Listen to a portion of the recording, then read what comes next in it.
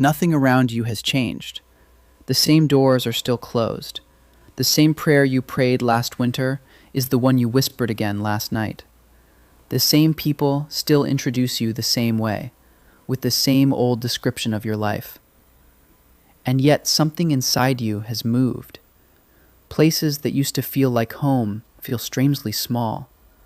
Conversations you used to enjoy feel hollow now. You can't explain it to anyone without sounding ungrateful or unstable, so you carry it quietly.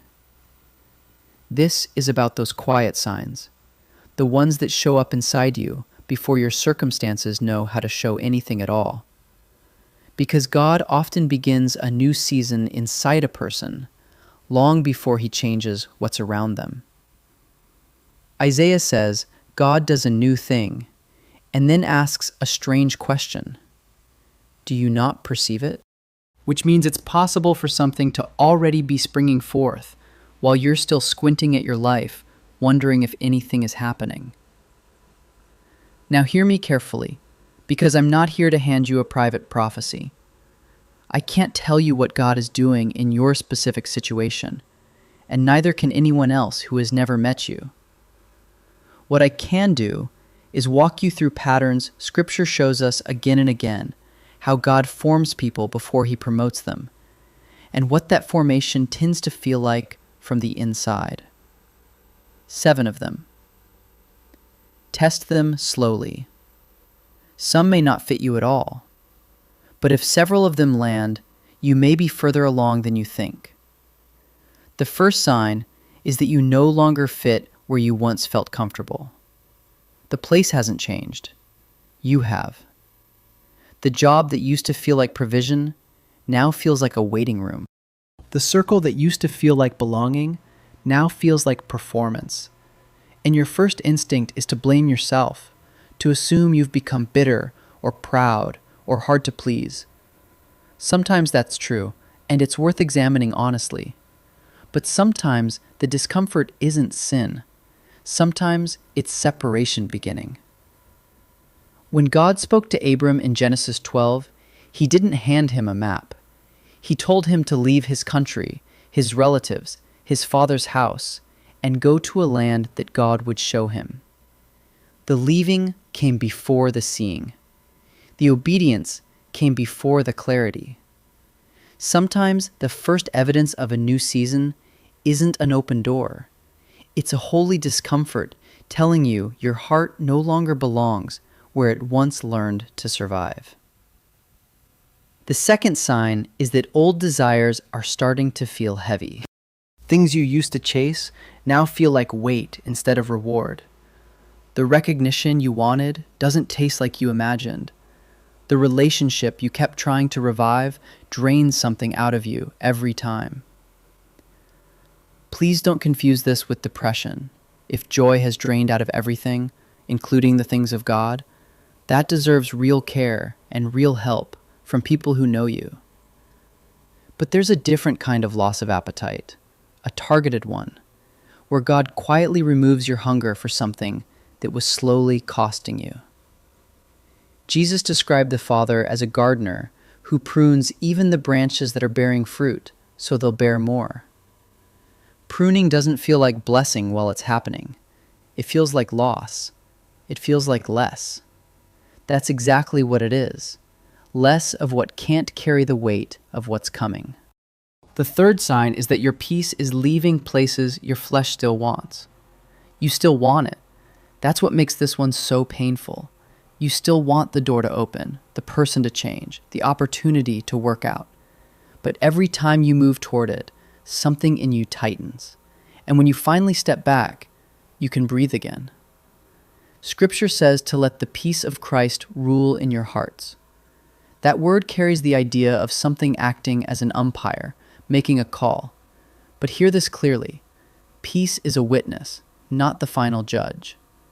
Your feelings can be shaped by fear, by exhaustion, by wounds you haven't dealt with. So put that unrest next to Scripture. Put it in front of 2 or 3 people who know you and love you enough to disagree with you. Pray about it longer than one restless night. If a lack of peace holds up under Scripture, prayer, and wise counsel. Treat it as something God may be saying, and not just something your nerves are doing. The fourth sign is that you're being hidden, not forgotten. There's a version of waiting that feels like punishment. Nobody's calling, nobody's noticing. The gift inside you feels like it's rusting. Joseph spent years in a prison for something he never did, serving other people's needs while his own dream sat silent. David was overlooked in his own house, the youngest, the one they didn't even bother to call in from the field. Elijah, right after standing before a king, was sent to a hidden ravine to be fed by ravens, and he stayed there until the brook itself dried up. Every one of them was being formed where nobody could applaud. Being unseen by people is not the same as being unused by God. Something is being built in you in that quiet place that noise would have destroyed. The fifth sign is that God is separating you from voices that kept you small. This one has to be handled with care, because immature people use it to burn down every relationship that ever made them uncomfortable. Let me be plain. I'm not telling you to cut people off. I'm not telling you to leave your family, your spouse, or your church because you feel restless. But Proverbs says, "The one who walks with the wise becomes wise, while the companion of fools suffers harm." And the influences around you shape you, whether you intend it or not.